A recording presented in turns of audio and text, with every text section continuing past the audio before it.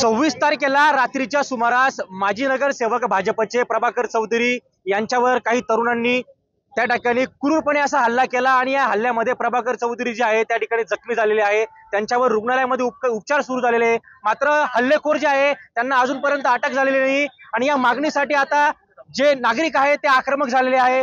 एकंदरीत या ठिकाणी चाळीसगाव शहरातून भव्य असा आक्रोश मोर्चा काढण्यात आलेला आहे। त्याचबरोबर छत्रपती शिवाजी महाराज चौकामध्ये हे आंदोलन देखील करण्यात आलेलं आहे। आपल्यासोबत बोलण्यासाठी त्यांचे नातेवाईक आहे।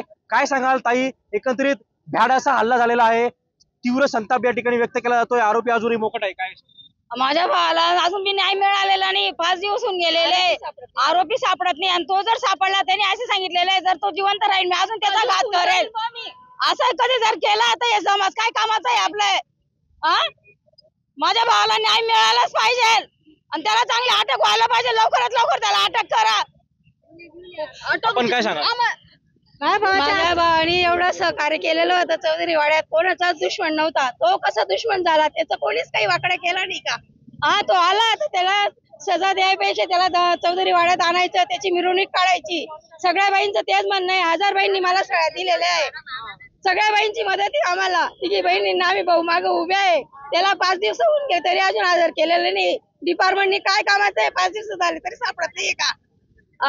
माझ्या बघू शकतो की आपल्यासोबत त्यांच्या पत्नी देखील आहेत। ताई, काय सांगाल, एकंदरीत क्रूरपणे असा हल्ला झालेला आहे, त्यांची तब्येत त्या ठिकाणी गंभीर आहे, ते उपचार घेत आहेत आणि एकंदरीत आरोपी अजूनही मोकाट आहेत। आपण या ठिकाणी मोर्चा काढलेला आहे।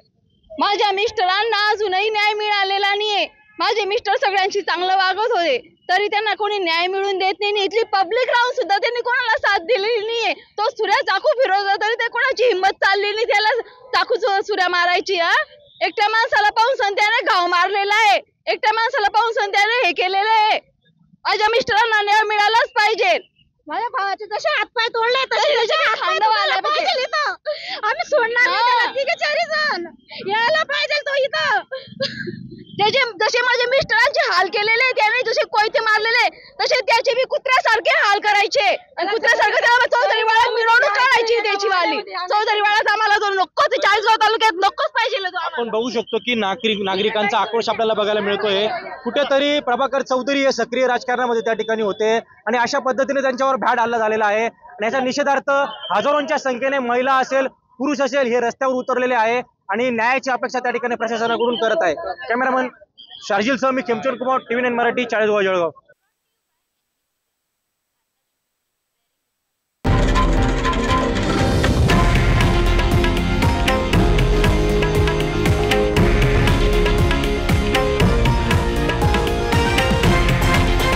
हे आहे देशातील नंबर 1 न्यूज नेटवर्क आणि आपण पाहत आहात TV9 मराठी, एकमेव।